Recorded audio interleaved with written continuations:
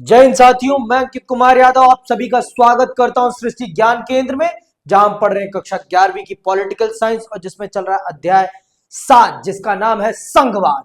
जिसमें अभी तक हमने संघवाद के सभी महत्वपूर्ण पहलुओं से अपने आप को रूबरू करा लिया है। आज हम चल रहे हैं उन्हीं में से बचे कुछ अन्य विषयों को विस्तार पूर्वक समझने, जिसमें से पहला विषय है आज का आपका नवीन राज्यों की मांग। समय समय पर भारत में बहुत से नए राज्यों की मांग हुई है और इन राज्यों के निर्माण में सबसे बड़ी चीज होती है विविधता। और किस आधार की विविधता? भाषाई आधार की विविधता। मैंने आपको पहले ही बता रखा है कि भारत एक विविधताओं वाला देश है जिसमें अनेकों प्रकार की विविधता है और जिसमें सबसे बड़ी विविधता भाषाई विविधता है। तो भारत में नए राज्यों का निर्माण जब भी हुआ है वो भाषा के आधार पर हुआ है। तो आइए चलते हैं और जानते हैं कि कौन कौन से राज्यों का निर्माण हुआ है और किन किन आधारों पर हुआ है, किन आधारों पर एक नए राज्य के निर्माण की बात उठती है। तो चलिए पढ़ते हैं और समझते हैं। हमारी संघीय व्यवस्था में नवीन राज्यों के गठन की मांग को लेकर भी तनाव रहा है। राष्ट्रीय आंदोलन ने अखिल भारतीय राष्ट्रीय एकता को ही नहीं बल्कि समान भाषा, क्षेत्र और संस्कृति पर आधारित एकता को भी जन्म दिया। हमारा राष्ट्रीय आंदोलन लोकतंत्र के लिए भी एक आंदोलन था। अंततः राष्ट्रीय आंदोलन के दौरान यह भी तय किया गया कि यथासंभव समान संस्कृति और भाषा के आधार पर राज्यों का गठन होगा। आपको मैंने पहले ही बता दिया कि भारत विविधताओं से भरा पूरा देश है और भारत एक बड़े राष्ट्रीय आंदोलन के बाद एक देश बना है। उससे पहले भारत बहुत सारी देशी रियासतों में बटा पड़ा था जिस पर राजा महाराजा राज करते थे।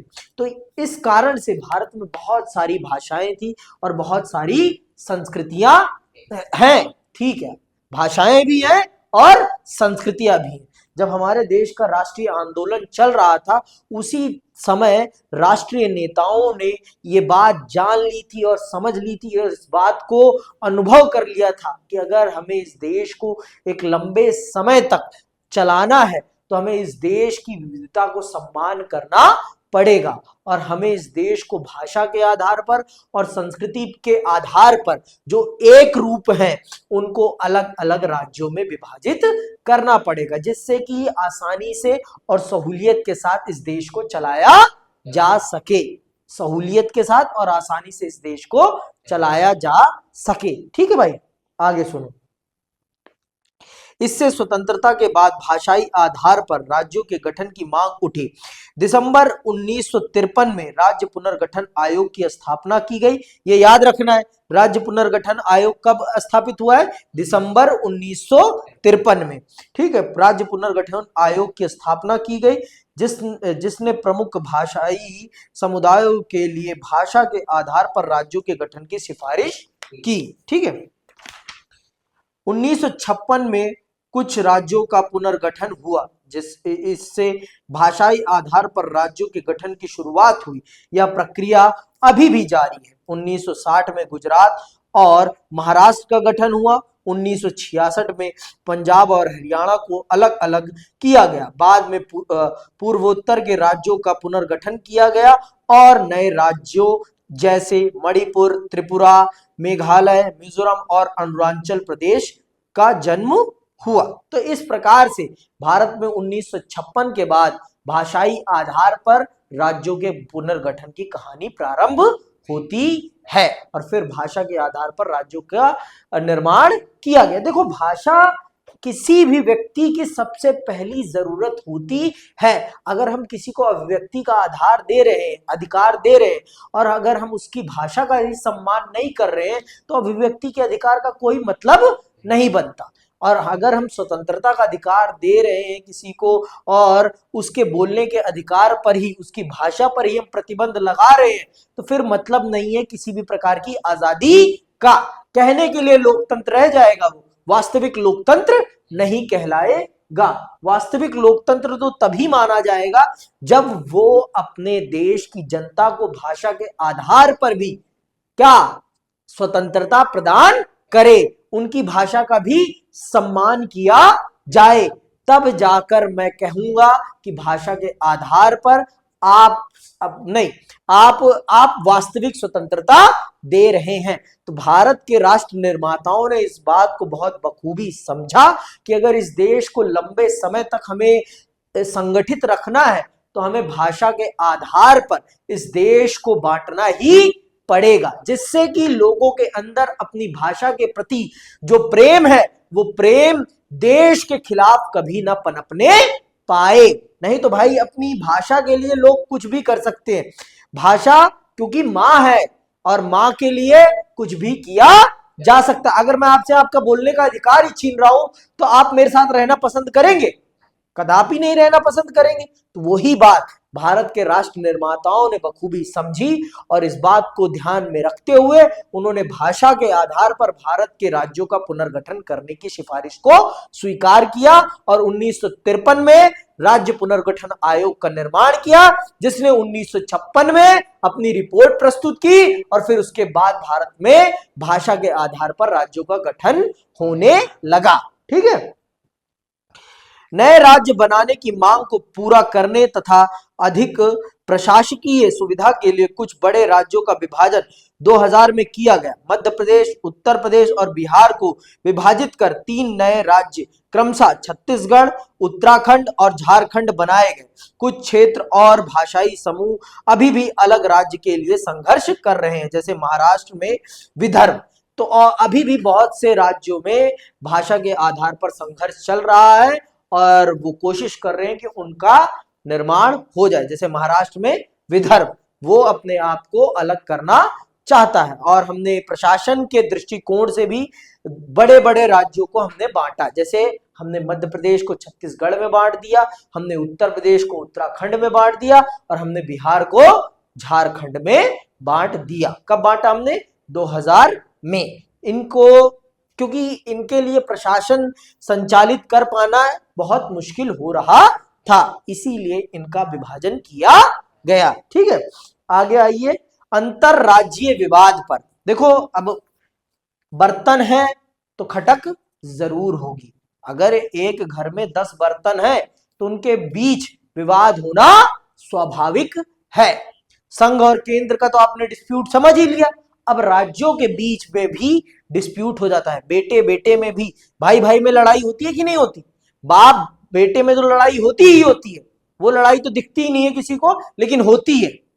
उसी प्रकार से राज्य बेटे बेटे में भी लड़ाई होती है। तो यहाँ अंतरराज्यीय विवादों के बारे में चल रहे हैं बात करने कि क्या है अंतरराज्यीय विवाद और इनका समाधान कौन करता है। पहले भी बता चुका हूं मैं, इनका समाधान कौन करता है? कौन करता है? सर्वोच्च न्यायालय। ठीक है, फिर भी चल रहे हैं हम पढ़ने। जहां एक ओर राज्य अधिक स्वायत्तता और आय के स्रोतों पर अपनी हिस्सेदारी के सवाल पर केंद्र से विवाद की स्थिति में रहते हैं, वहीं दूसरी ओर संघीय व्यवस्था में 2 या 2 से अधिक राज्यों में आपसी विवाद के भी अनेक उदाहरण मिलते हैं। यह सच है कि कानूनी विवादों में न्यायपालिका पंच की भूमिका निभाती है, लेकिन इस विवादों का स्वरूप मात्र कानूनी नहीं होता, इन विवादों के राजनीतिक पहलू भी होते हैं। अंततः इनका सर्वोत्तम समाधान केवल विचार विमर्श और पारंपरिक विश्वास के आधार पर ही हो सकता है। सही बात है, हर चीज में न्यायालय विवादों का निपटारा नहीं कर सकता है। जैसे महाराष्ट्र में बिहार के और यूपी के लोगों पर यह आरोप लगाया जाता है कि वो मराठी लोगों की नौकरी खा रहे हैं। उन पर यह आरोप लगाया जाता है और उन्हें महाराष्ट्र आने से रोका जाता है कि इनके लिए यहाँ कोई जगह नहीं है। तो ये कोई इस समस्या का समाधान न्यायपालिका नहीं कर सकती। इस समस्या का समाधान ये राजनीतिक विषय है और इसका समाधान विचार विमर्श से ही किया जा सकता है और इसका समाधान महाराष्ट्र की जनता और यूपी बिहार की जनता के द्वारा ही किया जा सकता है और यहाँ की सरकार के द्वारा किया जा सकता है। महाराष्ट्र की सरकार जो आरोप लगाती है या मराठी जो ये आरोप लगाते हैं कि यूपी बिहार के लोग आते हैं और महाराष्ट्र में उनके रोजगार को उनसे छीन लेते हैं, ये सरासर झूठा आरोप है या फिर सही भी है, तो ये सही नहीं है एक संघीय देश के लिए। ठीक है, आमतौर पर दो प्रकार के गंभीर विवाद पैदा होते हैं। इसमें एक है सीमा विवाद। राज्य प्रायः पड़ोसी राज्यों के भूभाग पर अपना दावा पेश करते हैं। यद्यपि राज्यों की सीमाओं का निर्धारण भाषाई आधार पर किया गया है, लेकिन सीमावर्ती क्षेत्रों में एक से अधिक भाषा बोलने वाले लोग रहते हैं। ये तो हकीकत है भाई। अब जो सीमा पे रह रहा है, अब मान लो जो हरियाणा और पंजाब की सीमा पर है, ये हरियाणा है ना, ये पंजाब है। अब इसकी सीमा पर जो रह रहा है उसको तो दोनों भाषाएं आती हैं, उसको तो दोनों भाषाएं आती हैं, उसको हरियाणवी भी आती है और उसको पंजाबी भी आती है। तो यह मुश्किल हो जाता है दोनों राज्यों के लिए तय कर पाना कि उनकी सीमा कहां तक है। उनको ये तय कर पाना बहुत मुश्किल हो जाता है कि उनका क्षेत्र कहां तक आता है। और क्योंकि भाषा के आधार पर राज्यों का गठन हुआ है, तो इसलिए जो सीमावर्ती क्षेत्र होते हैं उनमें हमेशा दो राज्यों के बीच में सीमा के लिए विवाद लगा रहता है कि कौन सा क्षेत्र कितना किसका है। समझ में आई बात। आज के टाइम पर तो इस समस्या का समाधान तेजी से निकाला जा रहा है, बहुत तेजी से। ठीक है, अंततः इस विवाद को केवल भाषाई आधार पर नहीं सुलझाया जा सकता। ऐसा ही एक पुराना विवाद महाराष्ट्र और कर्नाटक के बीच बेलगाम को लेकर है। मणिपुर और नागालैंड के बीच भी सीमा विवाद पुराना है। पंजाब से हरियाणा को अलग करने पर उनके बीच न केवल सीमावर्ती क्षेत्रों को लेकर बल्कि राजधानी चंडीगढ़ को लेकर भी विवाद है। चंडीगढ़ इन दोनों राज्यों की राजधानी है। 1985 में तत्कालीन प्रधानमंत्री राजीव गांधी की पंजाब के नेताओं से इस विषय पर कुछ सहमति बनी थी। इसके अनुसार चंडीगढ़ को पंजाब को हस्तांतरित किया जाना था, पर अभी तक ऐसा नहीं हो सका है। तो बहुत सारे विवाद है और इन विवादों का निपटारा आपकी न्यायपालिका नहीं कर सकती। इन विवादों का निपटारा राजनेता ही कर सकते हैं, लेकिन राजनेता कभी करते नहीं है। राजनेता कभी करते नहीं है इन विवादों का निपटारा, क्योंकि इनसे उनका क्या जुड़ा होता है, वोट बैंक, और वो कभी भी अपने वोट बैंक के साथ खिलवाड़ नहीं करते हैं। समझ में आई बात। तो ये भी आप समझिए। जहां सीमा संबंधी विवादों का स्वरूप भावनात्मक होता है, वहीं नदियों के जल के बंटवारे को लेकर होने वाले विवाद की प्रकृति गंभीर है, क्योंकि यह संबंधित राज्यों में पानी के पीने के पानी और कृषि की समस्या से जुड़ा है। आपने कावेरी जल विवाद के बारे में सुना होगा। यह तमिलनाडु और कर्नाटक के बीच एक प्रमुख विवाद है। दोनों राज्यों के किसान कावेरी के जल पर निर्भर है। यद्यपि इसे सुलझाने के लिए एक जल विवाद न्यायाधिकरण है, फिर भी ये दोनों राज्य इसे सुलझाने के लिए सर्वोच्च न्यायालय की शरण में गए हैं। ऐसा ही एक विवाद नर्मदा नदी के जल के बंटवारे को लेकर गुजरात, मध्य प्रदेश और महाराष्ट्र के बीच है। नदियां हमारे प्रमुख संसाधन हैं, इसीलिए अंतर राष्ट्रीय जल विवादों में राज्यों के धैर्य और सहयोग भावना की परीक्षा हो जाती है। तो देखो, पानी के लिए विवाद, क्योंकि पानी ही जीवन का आधार है और हर राज्य में पानी के लिए किल्लत है। तो कहीं कावेरी नदी के लिए है तो कहीं नर्मदा नदी के लिए आपसी विवाद ठना रहता है, क्योंकि पानी सिर्फ प्यास ही नहीं है, पानी एक बहुत बड़ा संसाधन भी है, क्योंकि उससे ही सब कुछ जुड़ा हुआ है। कृषि कार्य जुड़े हुए हैं, अन्य चीजें भी जुड़ी हुई हैं। तो राज्यों का पानी के लिए आपसी विवाद एक बहुत बड़ा विवाद है। अंतरराज्यीय विवादों में ये विवाद सबसे बड़े विवादों में से एक है। और जो मैंने महाराष्ट्र और बिहार के लोगों पर आरोप लगाया, वो विवाद भी एक बड़ा विवाद है और वो भावनात्मक विवादों में आता है। समझ में, वो वोट पॉलिटिक्स है। वो क्या है, वोट पॉलिटिक्स। समझ में आई बात। अब आते हैं विशिष्ट प्रावधान। हमारी संघीय व्यवस्था में कुछ राज्यों को कुछ विशेष अधिकार दिए गए, कुछ विशेष अधिकार दिए गए, और ये अधिकार क्यों दिए गए हैं, चल रहे हैं हम इसी बात को बहुत विस्तार से जानने और समझने। भारतीय संघवाद की सबसे नायाब विशेषता यह है कि इसमें अनेक राज्यों के साथ थोड़ा अलग व्यवहार किया जाता है। विधायिका का अध्ययन करते समय हमने पढ़ा था कि प्रत्येक राज्य का आकार और जनसंख्या भिन्न भिन्न होने के कारण उन्हें राज्यसभा में असमान प्रतिनिधित्व प्रदान किया गया है। जहां छोटे से छोटे राज्य को भी न्यूनतम प्रतिनिधित्व अवश्य प्रदान किया गया है, वहीं इस व्यवस्था से यह भी सुनिश्चित किया गया है कि बड़े राज्यों को ज्यादा प्रतिनिधित्व मिल सके। भारत की आपने राज्यसभा के बारे में पढ़ा है, और राज्यसभा में आपको पता है वो सदन भारतीय राष्ट्रीय विधायिका का वो सदन है जो राष्ट्रीय विधायिका में राज्यों का प्रतिनिधित्व करती है। और आप इस बात को जानते हैं कि हमारे देश में वहां पर असमान संख्या में सीटों का आवंटन है। जिस राज्य की जितनी संख्या है उस राज्य को उतनी सीटें मिली हुई है। जैसे उत्तर प्रदेश के पास सबसे ज्यादा सीटें हैं और सिक्किम के पास सबसे कम सीटें हैं। और ये वितरण किस आधार पर है? जनसंख्या के वितरण के आधार पर है। समझ में आई बात? ये जनसंख्या के आधार पर इसका वितरण हो रखा है। ठीक है, तो इस बात को हम जानते हैं और समझते हैं। तो इसी चीज को ध्यान में रखते हुए और हमने अपने देश के संविधान में ये सुनिश्चित कर रखा है कि हर राज्य की जरूरत को ध्यान में रखते हुए उसे अधिकार दिया जाए। हर राज्य मतलब किसी राज्य की कुछ खास विशेषता है और उस विशेषता को अगर बचाए रखना है तो उसको वो सुरक्षा प्रदान की जाती है। ठीक है, सुनो अभी। शक्ति के बंटवारे की योजना के तहत संविधान प्रदत्त शक्तियां सभी राज्यों को समान रूप से प्राप्त हैं, लेकिन कुछ राज्यों के लिए उनकी विशिष्ट सामाजिक और ऐतिहासिक परिस्थितियों के अनुरूप संविधान कुछ विशेष अधिकारों की व्यवस्था करता है। ऐसे अधिकतर प्रावधान पूर्वोत्तर के राज्यों असम, नागालैंड, अरुणाचल प्रदेश, मिजोरम आदि के लिए है। ये जो विशिष्ट अधिकार वाले ज्यादा से ज्यादा राज्य है ना, ये सारे के सारे आपके पूर्वोत्तर के राज्य हैं। इन राज्यों को भारत के संविधान के माध्यम से विशेष अधिकार मुहैया कराया गया है, क्योंकि यहाँ पर कुछ खास ऐतिहासिक चीजें हैं जिनको बचाए रखना भारत की विविधता को बचाए रखने के लिए बहुत जरूरी है। तो इसीलिए भारत के संविधान ने इन राज्यों को कुछ विशेष दर्जा दिया हुआ है अपने माध्यम से, जिससे कि उनकी ये विविधता बची रहे।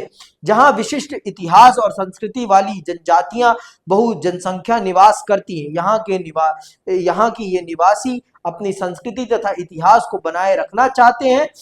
अनुच्छेद 371 के अंतर्गत इनको ये विशेष अधिकार दिया गया। बहरहाल ये प्रावधान इस क्षेत्र के कुछ भागों में अलगाववाद और सशस्त्र विद्रोह को रोकने में सफल नहीं हो सके हैं।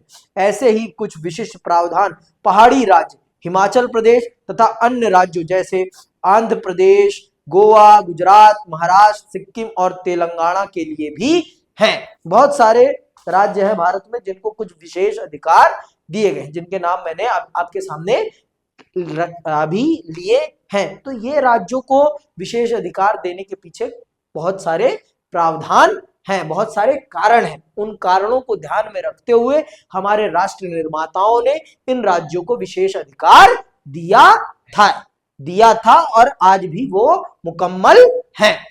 एक राज्य के बारे में सबसे ज्यादा विशेष अधिकारों की चर्चा जब होती है तो उसका नाम जरूर आता है, और वो राज्य कौन सा है? जम्मू और कश्मीर, जो कि अब एक राज्य नहीं है, वो एक केंद्र शासित प्रदेश है। जम्मू कश्मीर एक केंद्र शासित प्रदेश है और लद्दाख एक केंद्र शासित प्रदेश है। ठीक है, पहले इस राज्य के पास बहुत सारे विशेषाधिकार थे अनुच्छेद 370 के अंतर्गत, लेकिन आज के समय पर उसके पास वो सारे विशेषाधिकार नहीं है। अब उसके विशेषाधिकारों को समाप्त कर दिया गया है।